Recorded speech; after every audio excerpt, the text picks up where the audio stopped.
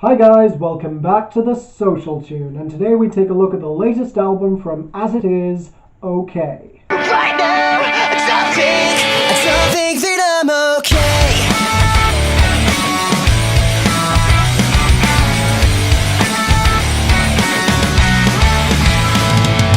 So UK pop punk act As It Is. What can you really say about them? Because let's be honest here, it's not like there's any shortage of pop punk bands out there, from Wonder Years to Knuckle Puck. And trust me, you can hear a lot of the former in this band's music. And that's not a bad thing. You'd have to be a pretty harsh critic to go after the Wonder Years after all. Now, after their debut Never Happy Never After in 2015, which was met with mixed to favourable reviews, fans of the band were curious as to what they would deliver on their next album, as Patty Walters had promised them a much darker project this time around. Now, for my part, I quite liked their 2015 album. I didn't love it, as I was being swept off my feet by the Wombats, the Maine, Churches and Mariana Strange when it came to pop music in 2015, but I was definitely interested going into this.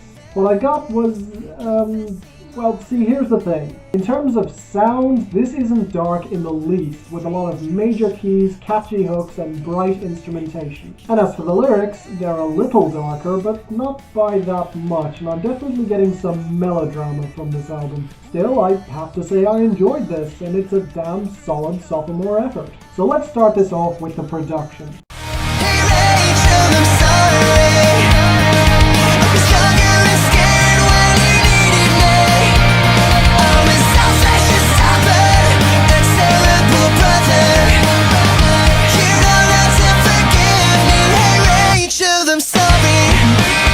Now, like I said, there are a lot of major chords on this album, almost as if it's trying to overcompensate for the more somber material. And you know what? I wouldn't be surprised if that were done on purpose. After all, this album is called OK, which is the ultimate euphemism for good but not really. And just like on their last album, As It Is demonstrates their talent for hooks, mainly backed up by some really solid guitars. Now, none of these guitars have that much grit to them, but they make up for that by having a couple of good solos and some bass work. The drums are also pretty good, even if, again, I would have liked them to have a bit more prominence in the mix.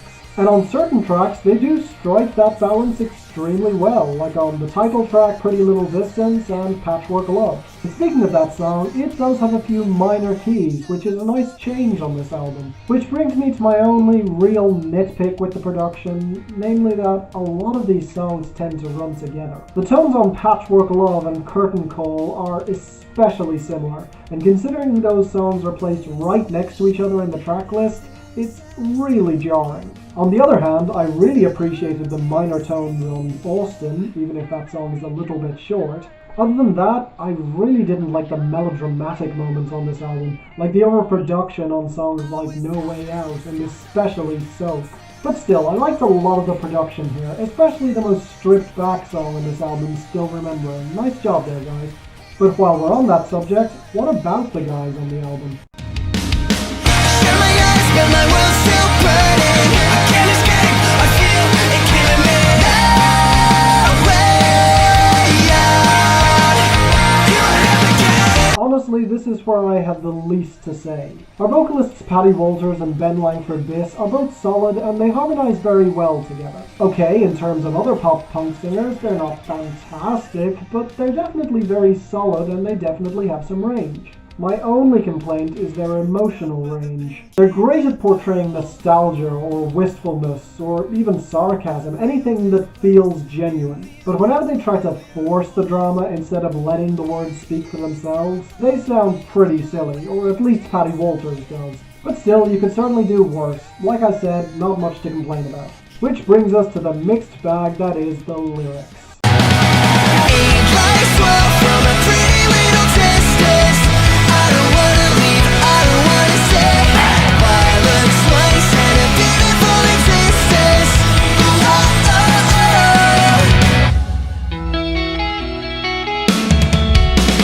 Now, when the band said that they were going to go darker on this album, I have to imagine this is what they meant. Because the lyrics, while not nightmare-inducing or anything, are more somber here. And when I say somber, I mean the way all pop-punk bands go darker, They talk about depression. Patty Walters has said that his music helps him cope with his depression, and he feels that he's finally ready to open himself up to his fans by diving into these feelings on this album. Like on OK, where he freely admits that although he's not sure how to describe his state of mind at the moment, he knows he's not okay.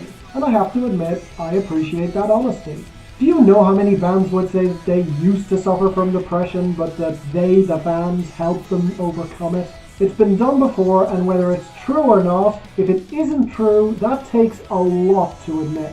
But it's not just depression that they dive into. Curtains Closed focuses on divorce from the point of view of the kids. Austen deals with a grandfather slipping away because of Alzheimer's. Heck, even though I don't like the song, Soap deals with your true self versus the person that you present to the rest of the world. But really, if you want a better version of that, then take Pretty Little Distance, which states that someone's life may look great from a distance, but once you get close up, it's as ugly as anyone else's life. This is clearly a show of honesty to his fans, which, again, I appreciate. But remember what I said about melodrama? Give me strength to see you weak, 'cause I can't bear to let you leave. I know you're sad, but please just leave. Yeah, that's the problem with opening yourself up, knowing when to stop, because sometimes you tend to say too much. And unfortunately, that's what I got from Hey Rachel, the song where he publicly apologizes to his sister for not being there when she needed him when she was a kid, because he was too busy with his own baggage. And look, I appreciate the apology, but I've heard much better songs directed at siblings. Just take Aesop Rock's Blood Sandwich last year.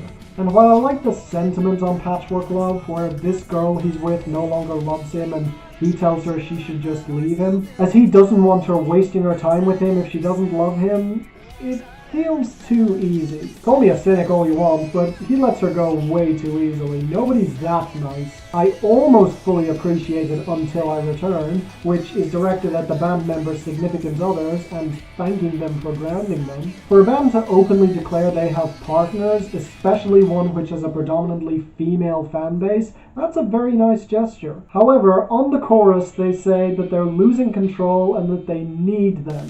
I know I said I appreciated honesty, but that sounds more like a private conversation you should be having with them. And finally, while I do like the closer Still Remembering, it does feel a little anticlimactic as an album closer, just saying. So ultimately, I like this album, but there's definitely room for improvement. As it is, fans, you'll probably love this album, as it really is an album directed at you, but for me, I'm going to give it a solid 6 out of 10. If you're a fan of pop punk, keep an eye on these guys. I could see them growing into something really great. And there's definitely a couple of great songs on this album, but otherwise, yeah, just go listen to the Wonder Years. They're a better and more refined band overall.